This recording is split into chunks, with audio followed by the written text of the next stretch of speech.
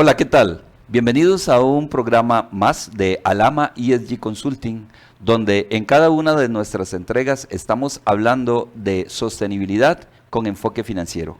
Hoy me siento sumamente contento y estoy acompañado por el señor Daniel Suchar Sommer, a quien le damos la bienvenida. Antonio, muchísimas gracias por la invitación. No, realmente Daniel, para nosotros en Alama, que siempre estamos buscando personas que impacten en el medio, que tengan no solamente una imagen, sino que vengan a decir cosas que son importantes, no solamente para la comunidad empresarial, sino para todos los ciudadanos, es importante. Así es que es un gusto que hoy estemos acá.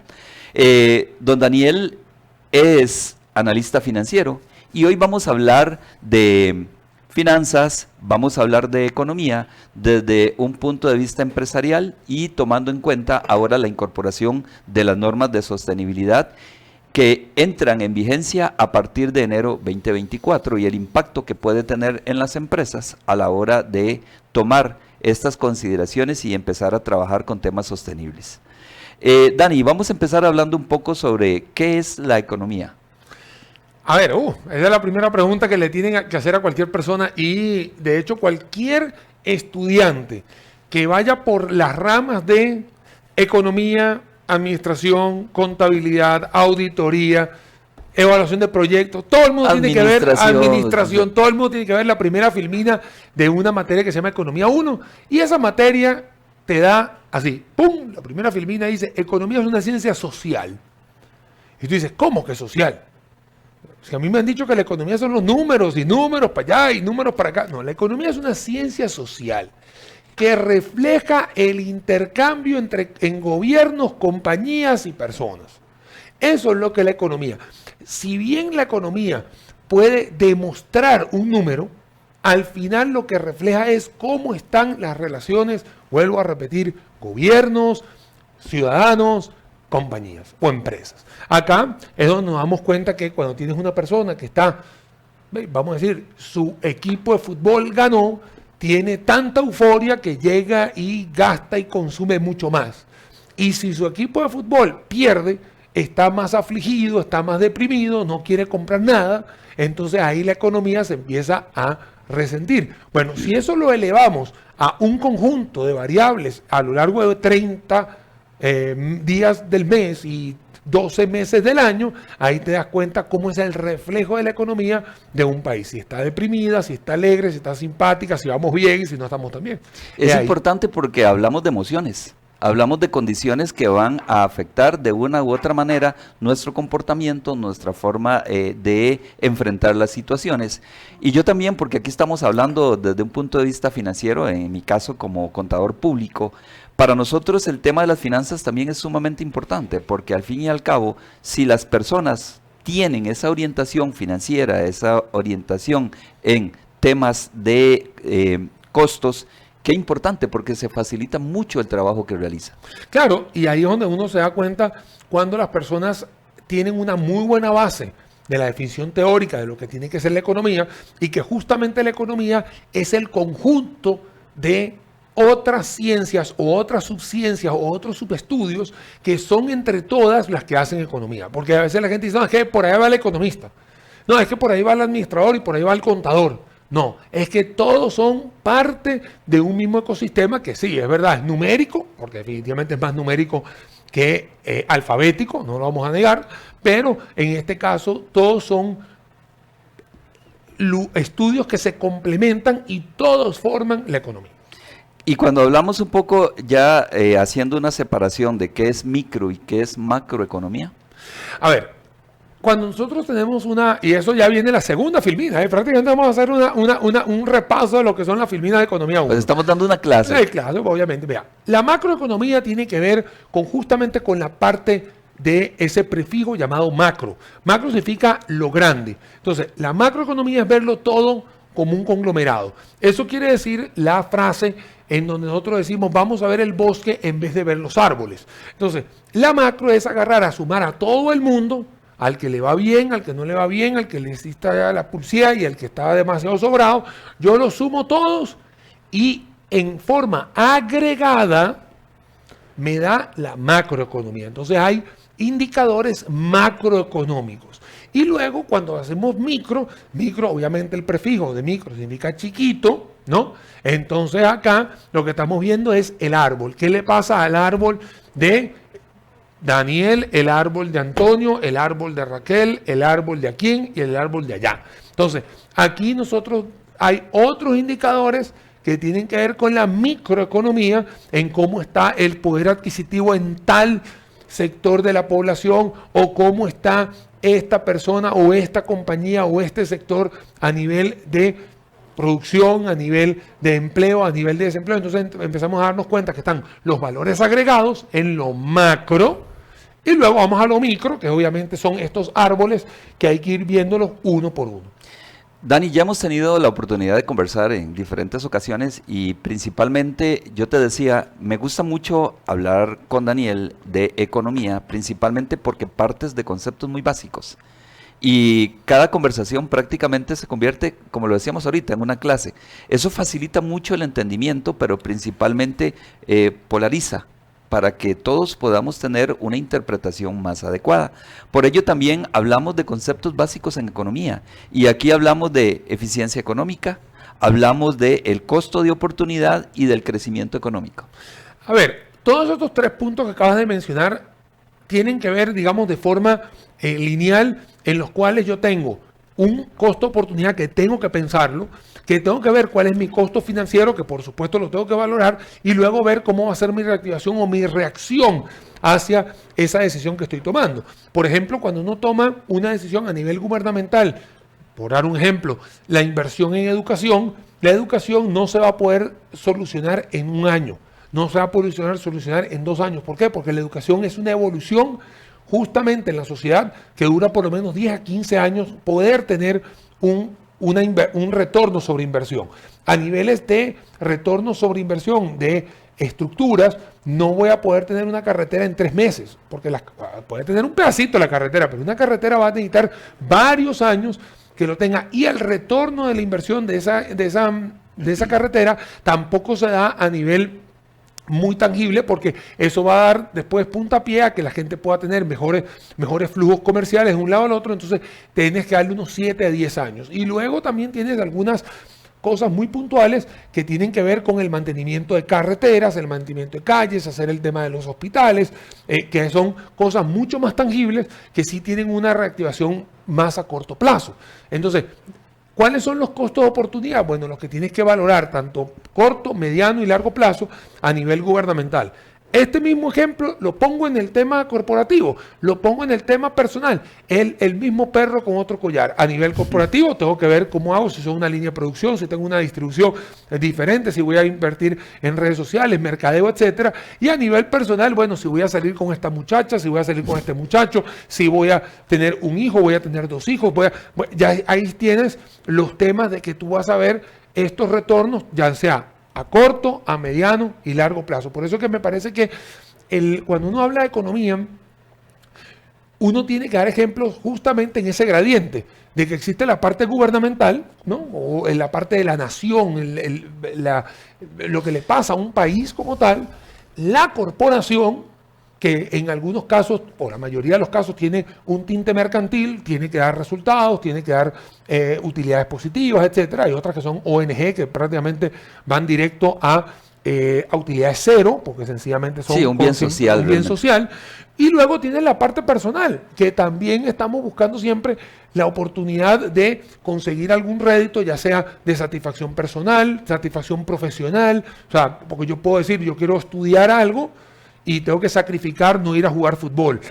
Quiero agarrar y irme a el cine con mi pareja, no me fui a comer con mis amigos. O de repente estoy llevando a mis hijos, en el caso mío particular, a una piñata o un cumpleaños, y estoy dejando de estudiar, ¿no? Porque tengo que cuidarlo. Entonces, aquí vienen las matrices de decisión, que lo que cambia, vuelvo a repetir, es el mismo perro con otro collar. Lo que cambia son las matices de la matriz. Estamos hablando de planificación, estamos hablando de organización, de proyectar realmente los proyectos y las actividades que realizamos, y me encanta también que podamos verlo con las diferentes perspectivas, porque en primera instancia tenemos que ver las condiciones país que es lo que estás mencionando, y esto va a influir directamente no solamente en las decisiones que realizamos, sino también en las actividades comerciales, porque al fin y al cabo, cuando tenemos una empresa, lo que estamos es justamente planificando para obtener esos resultados que son los esperados. Claro. Y es que uno planifica con base al entorno que tiene. Si tienes un entorno benevolente, si tienes un entorno mucho más crítico, un entorno más complicado, mucho más factible, de repente tienes uno más estable, otro más dinámico, dependiendo cómo está el entorno, uno le empieza a meter algún tipo de ingrediente. Justamente lo que hacemos nosotros, los analistas, y hablo de todos los, de todos los compañeros que nos dedicamos a esto, es buscar la forma de complementar y argumentar qué es lo que está sucediendo a nivel numérico, que termina siendo el resultado de lo que está sucediendo, ya sea en términos políticos, en términos sociales, en términos económicos, climatológicos, tecnológicos, legales. O sea, hay un montón de cosas, factores que te pueden indicar. No hay ningún país en el mundo que sea perfecto, no hay ninguna empresa que sea perfecta, y por supuesto, para todos los que somos creyentes y los que no son creyentes, ningún hombre es perfecto. Y digo hombre, hombre, la raza humana, hombre, mujer, nadie es perfecto. Entonces, es ahí donde siempre vas a tener entornos, vas a tener que ver qué es lo que está sucediendo. Hay personas que cuando cae la lluvia se afligen, y hay otros que sacan y venden paraguas, entonces hay uno que les va bien. Para aprovechar oportunidades. Eso, ahí están las oportunidades. Principalmente en tiempos como los que vivimos, o sea, después de la pandemia, la reactivación económica, y que escuchamos por diferentes medios de comunicación, estrategias del gobierno, estrategias empresariales, todo tiene que ir en una sola línea para asegurarnos que estamos en procura de esos resultados que son los que necesitamos para que cada uno de los proyectos continúen ese desarrollo y esa proyección, no solamente personal, profesional y económica. Y es que justamente lo que hacemos nosotros como personas, y no estoy hablando yo como profesional, sino como persona, al igual que vos y al igual que todos los que nos están viendo, es tratar de buscar la mejor planificación con la mejor cantidad de variables que tenga para mitigar el riesgo de tener una pelada, como dicen acá. O sea, de poder acertar, ¿no? De ser asertivo en lo que voy a hacer, y que bueno, y que en algunos casos vas a tener el 100% de asertividad y de efectividad, pero en muchos casos te vas a acercar, pero no vas a tener la perfección. Pero es la ventaja de planificar, de organizar, de estructurar las acciones para tener una cercanía hacia esa proyección, o sea, esos resultados que estamos buscando. Y para eso me parece a mí, Antonio, que es importante que acá a la audiencia le quede muy claro, y no porque lo dice Daniel, es porque no hay otra receta. Hay que estudiar, hay que leer, hay que nutrirse. O sea, no hay otra receta. No es que, y a ver, todos los que estamos aquí, digamos, tenemos un poquito más de kilometraje que, digamos, mis hijos, por ejemplo, que tus hijos. Entonces, nosotros en algún momento sí, éramos rebeldes sin causa en algún momento, y nos creíamos la doña toda, y que teníamos todo, y a medida que vas caminando te vas dando cuenta que yo lo único que sé, no sé nada, por ejemplo, tremenda frase que es muy poderosa y que sigue siendo vigente.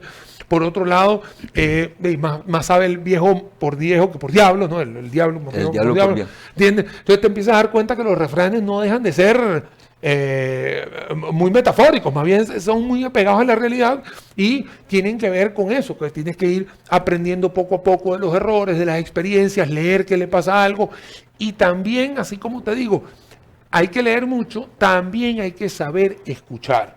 Y esto posiblemente si le hubieses hecho la entrevista a un Daniel hace 20 años, no te lo hubiese dicho.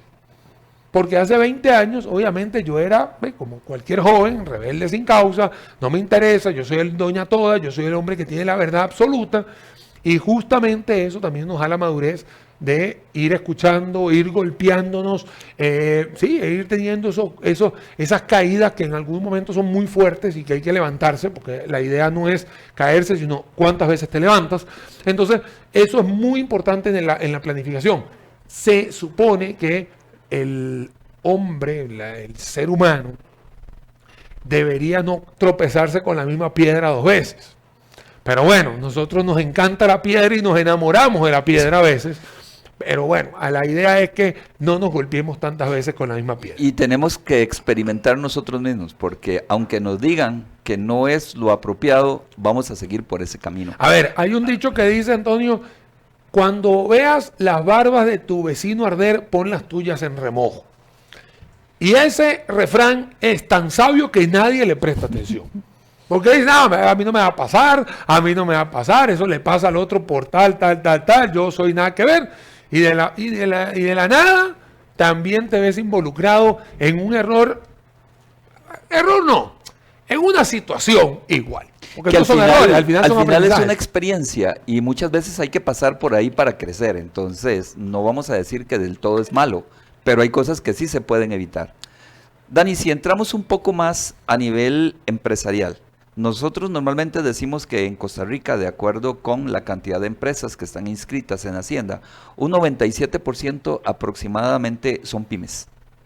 Y ahora, después de la pandemia, han aparecido muchos emprendimientos. ¿Qué podemos recomendar para estas personas? Porque en primera instancia, en muchas ocasiones pensamos que empezar un proyecto de emprendimiento es hacer cualquier cosa en la cual tenemos una habilidad. Sin embargo, tenemos que tomar en cuenta, como lo mencionaba desde el inicio, el entorno, la parte económica, la ubicación, la facilidad para vender ese producto, porque también esto conlleva a varias condiciones. Normalmente en Costa Rica nosotros pensamos que abrimos un negocio hoy y que dentro de un año vamos a estar en una condición económica totalmente diferenciada. Por otro lado, podemos ver otras economías donde la planificación para iniciar un proyecto son 5 años, 10 años, 15 años. Entonces, ¿cómo podemos hacer para llevar a todas estas personas a un entendimiento en primera instancia que la planificación y la organización tienen que ser base para esas decisiones que están tomando en sus proyectos? A ver, yo soy emprendedor, soy una persona que monté mi propia empresa hace 16 años, ¿no? Y primero tuve que preguntar, ¿no? Tuve que preguntar porque lanzarse al agua sin salvavidas es complicado, ¿no? Entonces, uno tiene que preguntar para no tener tantos golpes, y los va a tener. Así que una vez le cuento aquí a la cámara que los va a tener, aunque le pregunte a 100,000 personas, igual va a tener los golpes, porque no es lo mismo la teoría que la práctica. A ver, uno tiene que acercarse a la perfección tributaria al 100%. ¿Eso qué quiere decir? Y lo voy a decir claro para que todo el mundo quede así, sano.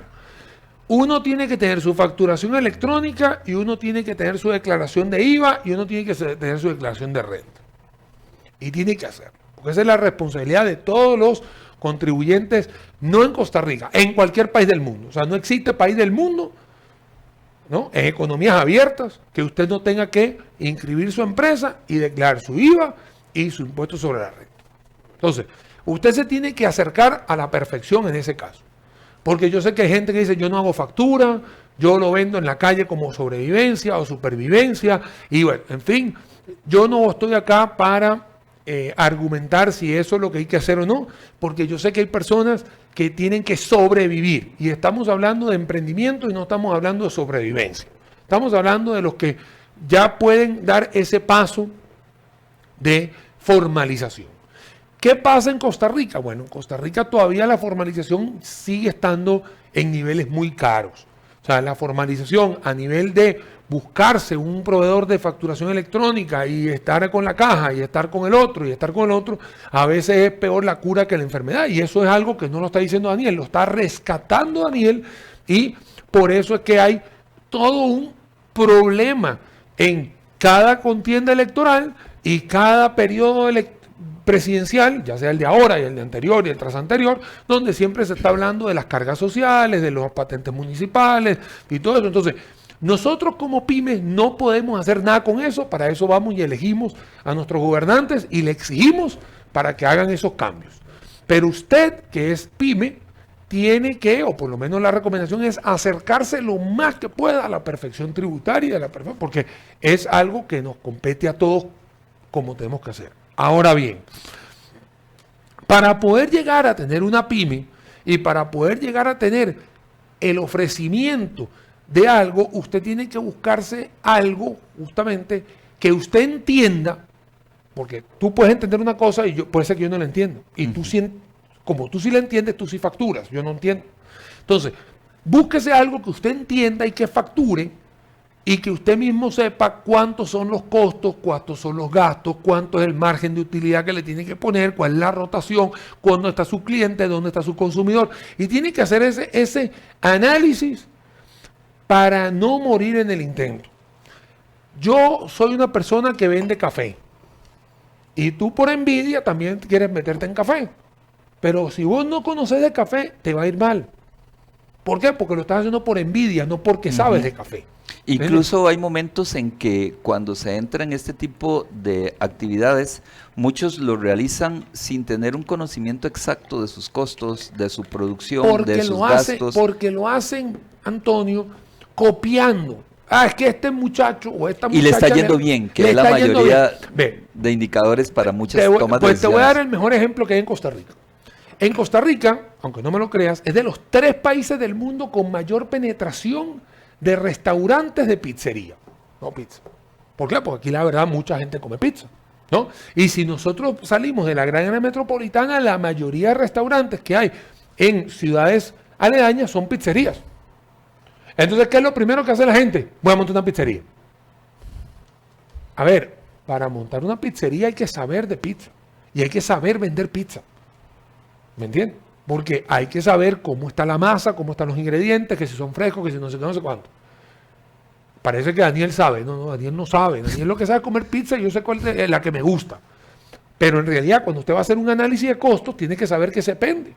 Entonces, no puede empezar con el menú extenso, tiene que empezar con un menú pequeño, a ver qué quiere el consumidor, si lo quiere mediana, grande, o mediana, grande, familiar, o lo quiere pequeña, mediana, grande, familiar. O sea, tiene que saber eso. Lo mismo pasa con café, lo mismo pasa con una asesoría, lo mismo pasa con contaduría, lo mismo pasa con un analista, lo mismo pasa con cualquier cosa. Zapatero a sus zapatos. Si usted sabe de algo, métase en eso que sabe. Ahora, cuando uno nace a los 16 años, ¿sabe de algo? No, por supuesto que a esa edad nadie sabe nada. ¿Por qué? Porque por probabilidades, a esa edad todavía eres una esponja que estás agarrando de todo. Ejemplos en las casas, ejemplos del vecindario. Eso es lo que sucede. Posiblemente ya a los 16 años empieces a tener un gusto por algo. Estoy hablando de aproximadamente, vos que tenés hijos un poco más grandes que los míos, ¿no? Uno empieza a encontrarle un poquito más de sentido a algo que a uno le guste. Hay gente que se va por el deporte, hay gente que se va por la ingeniería, hay gente que se va por las artes dramáticas, hay gente que se va por la parte de visual, audiovisual. Y ahí es donde empezamos a darnos cuenta que todas las carreras tienen su esencia, pero hay que saber de eso. O sea, hay que saber, hay que estudiar. Hay otra, no, es que yo no voy para la universidad porque yo quiero ser como Bill Gates, ¿no? O Mark Zuckerberg. Bueno, yo les voy a contar que estos 2 personajes, el de Microsoft y el de Facebook, por ahí está también el Steve Jobs, el de Apple, y por ahí también está el otro, el de Amazon, ¿no? Es que ellos no fueron a la universidad, no, sí fueron a la universidad. Ellos sí fueron. Que no la terminaron en otra cosa pero ellos sí fueron.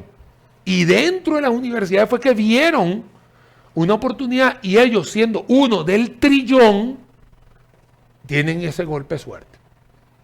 Si no lo vamos a negar. Pero no es que el tipo salió del 5º grado del colegio aquí, en el Liceo de Costa Rica, y el tipo montó Facebook. Bueno, y es que así podemos encontrar también una cantidad de ejemplos adicionales que permitan, porque son excepciones, aquellos casos en que logran tener un éxito porque hubo un golpe de suerte que de repente le permitió generar un proyecto o una idea. Claro, pero sí quiero dejar claro, ¿no, Antonio? Y lo digo yo, no para comprometerte, de que no salieron de 6º grado. O sea, se hace una vida tanto infantil como juvenil, hay su parte colegial, y ya cuando dieron el paso a la universidad o al sistema técnico, ese es el golpe del 1 en un trillón. Importante, Dani, que tengamos claro que aunque seamos pymes, aunque estemos iniciando, en la mayoría de los casos es mejor, como decías ahora, zapatero a tu zapato. O sea, busquemos las asesorías. Muchas veces pensamos que va a ser caro, pero realmente arriesgarnos a tomar decisiones que al final puedan ir más bien en contra de la inversión que estamos realizando, el proyecto, la idea, es que realmente, y es lo que se da en este momento más, utilizar estos acercamientos, y ahora hay más profesionales, así como Dani, como personas en finanzas, en mercadeo, que pueden integrarse dentro de sus equipos de trabajo para poder desarrollar sus proyectos. Dani, parte de lo que más nos ocupa en este momento Alama son los temas de sostenibilidad. Y en este momento hablamos de varias cosas, principalmente porque lo vemos recientemente y somos bombardeados por las noticias. Las inundaciones en San Carlos, las inundaciones en la zona sur, que está sucediendo esto en Australia, que sucedió esto en Europa, que en Hawái. Entonces esto nos genera también una serie de condiciones que son las que están afectando la forma de vida que tenemos actual. Hablamos aquí principalmente de lo que es economía circular. Hablamos de cómo poder aprovechar inteligentemente el tema de los residuos. Y sabemos que cuando estamos en negocios, independientemente de una especialidad que podamos tener u otra, estos temas no son ajenos para nosotros. ¿De qué manera podemos incentivar también a las empresas y a las personas para que incursionen en estos temas sostenibles? A ver, una de las cosas que se ha ido promoviendo poco a poco son los 17 Objetivos de Desarrollo Sostenible, los 17 ODS famosos, en las cuales muchas empresas han empezado a volcarse a entender y a educarse con estos 17 Objetivos de Desarrollo Sostenible. Si bien es cierto, existen unas teorías a nivel ambiental y todo eso, una persona que está lejana de eso no es el vocero ideal para poder hablar de eso. Entonces yo, Daniel, no puedo hablar sobre cambios climáticos o cambios ambientales porque me parece que los meteorólogos son los que deberían estar hablando mucho más de presión atmosférica, de lo que está sucediendo con eso. Pero uno que está en la parte corporativa, que sí está teniendo acceso a esta educación de 17 puntos, objetivos de desarrollo sostenible, donde hay algunos que tienen que ver con tratamientos de aguas, otros que tienen que ver con desarrollo de empleo, temas sociales, cuidado del ambiente, y bueno, y en fin. Igualdad de género. Igualdad son de género. 17 objetivos muy bien especificados. Muy específicos. Incluso, perdón, Dani, para las personas que nos están observando, si quieren conocer más sobre los objetivos de desarrollo sostenible, pueden buscar en nuestro canal de YouTube, porque tenemos un programa especial sobre los objetivos. Incluso hicimos una clasificación tomando en cuenta los criterios ambientales, sociales y de gobernanza. Entonces no están los 17 de forma continua como nos la encontramos normalmente, sino que hay una clasificación para cada uno de estos criterios, claro, tomando en cuenta también pues que son indivisibles, porque muchos están relacionados directamente, pero para que puedan tener más información de lo que estamos hablando. Claro, y por supuesto que no todas las empresas pueden estar con los 17 a la vez. Que esa es otra, porque la gente dice, pucha, son 17. No, a ver, de esos 17 puede ser que usted le pegue a 3, le pegue a 5, puede ser que le pegue a 10, pero 17 va a ser prácticamente imposible. Además que hay temas regionales, hay temas de países, hay temas de hay temas de regulaciones, entonces, hay un montón de cosas. Todo esto afecta o influye. Recientemente, Daniel, tuve la oportunidad de estar en San Ramón, en un hotel que se llama Rancho Margot. Ellos trabajan totalmente con temas de sostenibilidad y cumplen 11 de estos 17 objetivos. Pero son excepciones de organizaciones que logran tener amplitud y comprensión de todos estos elementos para incorporarlos en la actividad comercial. Claro, entonces, retomando el tema, cuando nosotros vemos este tipo de cosas que están sucediendo a nivel internacional, digamos, algunas afectaciones, hemos tenido un año muy caluroso, por ejemplo, se ha visto en Europa y bueno, en otros lugares, bueno, ahí también vienen las oportunidades, ¿no? Porque acá yo hablaba con un conocido que él vende aires acondicionados y el tipo frotándose la mano, ¿no? Frotándose la mano y decía, mira, esto es lo mejor que me puede haber pasado. Y la gente poniéndose de calor. Claro, él te está ofreciendo un servicio que te da, por un lado, una menor cantidad de gases en el tetrafluoreno, ¿no? ¿Me acuerdo? Que son más sostenibles con el ambiente, pero igual te da tu airecito acondicionado y te lo venden, ¿no? Entonces aquí la idea es ver cómo desde el punto de vista de corporación puedas darle y brindarle oportunidades y soluciones a la gente. Por otro lado, también son oportunidades de rentabilidad, aquí nadie no va a negar, y sencillamente es algo con lo que estamos viviendo hoy en día. En el tema de los 17 Objetivos de Desarrollo Sostenible, lo que hacen las empresas es poder primero ver qué se pueden hacer dentro de sus empresas, porque la gente cree que sostenibilidad es solamente echarle arena, fertilizante y esperar que la planta crezca. Y eso no tiene nada que ver con sostenibilidad. Eso es un punto de una pared blanca gigante en el cual sostenibilidad tiene que ver con muchísimas cosas. A ver, uno puede preguntar, ¿y por qué un banco es sostenible? Un banco si es un tema de dinero. O sea, ¿qué tiene que ver? El banco también puede tener sostenibilidad. Mire, ¿y puede tener sostenibilidad una universidad? Sí. ¿Y puede tener sostenibilidad una ONG que tiene que ver con trato de migrantes, que ahora tenemos un flujo importante acá en Costa Rica? Bueno, todos tienen objetivos de desarrollo sostenible, por eso que la sostenibilidad no es la bandera verde como la gente cree o que la gente lo ha tenido como muy marcado. No, es un tema que es muy abierto, que sí, hay una parte importante con el ambiente, porque al final es donde vivimos todos, pero el ambiente también tiene que ver con infraestructura, que tiene que ver con aguas residuales, con aguas potables, con electricidad, con empleo, con equidad de género, con un montón de cosas. Importante de que en este momento se habla también de valor agregado en las organizaciones, justamente por estos temas de incorporar, no solamente dentro de sus actividades comerciales, el giro sobre el cual vienen trabajando, que no se está hablando en este momento de disminuir utilidades, no se está hablando de cambiar radicalmente lo que se viene realizando, sino de incorporar dentro de sus actividades todos estos elementos que ya está demostrado que de una u otra manera todos generamos una huella de carbono. Bueno, y acá también quiero hacer partícipe, Antonio, otra cosa importante, y es que los fondos de inversión a nivel internacional, dentro de las matrices de decisión para soltar dinero, también están empezando a pedir, en algún caso, una matriz de ODS. ODS, Objetivo de Desarrollo Sostenible. Entonces, te dice, sí, usted está pidiendo, vamos a decir, 10 millones de dólares como país, o está pidiendo 5 millones de dólares como corporación, o está pidiendo 10.000 dólares como pyme, vamos a decir así en gradiente, pero demuéstrame que también este dinero va a tener algún tipo de apoyo o de sustento en cualquiera de los 17 ODS. Entonces, también los mismos fondos de inversión, los mismos fondeadores a nivel internacional también están pidiendo que les demuestres un poco de esa responsabilidad social. Y es que hay una presión bastante fuerte a nivel internacional de organismos como la ONU, la OCDE, el Banco Mundial, el Banco Interamericano, que vienen generando estas condiciones en alianza con otras organizaciones para establecer normas, controles, regulaciones locales, internacionales, para que todos trabajemos de alguna manera, no solamente con el cumplimiento de los ODS, con el cumplimiento de los criterios ambientales, sociales y de gobernanza, y que a partir de ahí podamos incorporar todas estas estrategias para disminuir o mitigar el impacto que estamos generando en el planeta. No, y es que usualmente hay una expresión que dice aquí es donde vivimos, ¿no? Entonces, y es la única casa que tenemos. Es la única casa que tenemos.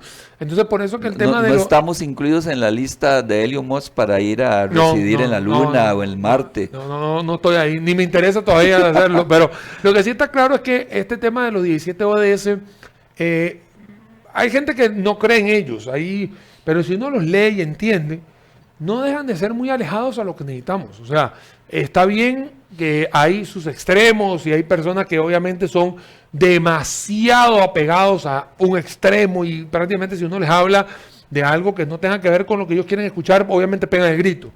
Pero en realidad la ODS no está tan mal. O sea, uno puede chequear muchas cosas y se pueden aplicar tranquilamente a las empresas, tranquilamente a las familias, tranquilamente a los gobiernos, y no hay que llegar en extremos estos que de repente obviamente ensucian a veces Nosotros esa cosa, hablamos normalmente que las prácticas sostenibles nacen a partir de nuestro metro cuadrado. En la medida en que nosotros apliquemos estas condiciones, la vamos a llevar a nuestra familia, a la comunidad, al cantón, al distrito, a donde estemos residiendo, a la provincia, y por lo tanto incorporar al país y a cada una de las actividades empresariales, personales, familiares que realizamos. Dani, muchísimas gracias. Realmente un gusto haber compartido contigo en este programa. O sea, siempre vamos a estar aprendiendo y a la par tuya muchísimo más. Así es que muchas gracias, lo esperamos en nuestras próximas producciones porque desde ya eres parte de la familia. No, muchas gracias por la invitación, más bien.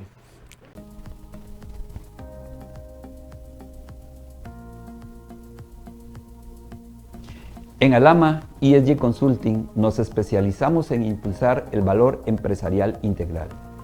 En nuestra misión está establecido el servicio de consultoría, planeación y gestión estratégica enfocados en temas ambientales, sociales y de gobernanza, direccionados a los Objetivos de Desarrollo Sostenible establecidos por la ONU, que constituyen de manera positiva para el desarrollo financiero y responsable de las empresas.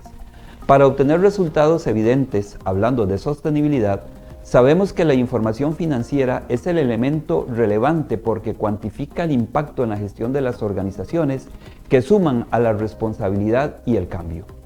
Somos profesionales de gran trayectoria en finanzas, contabilidad, impuestos, administración y desarrollo empresarial.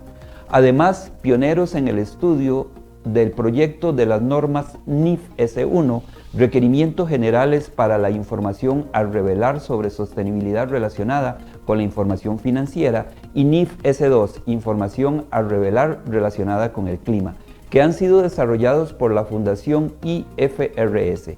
Impulse el valor empresarial integral de su organización a través de la formación y consultoría y realice una gestión responsable.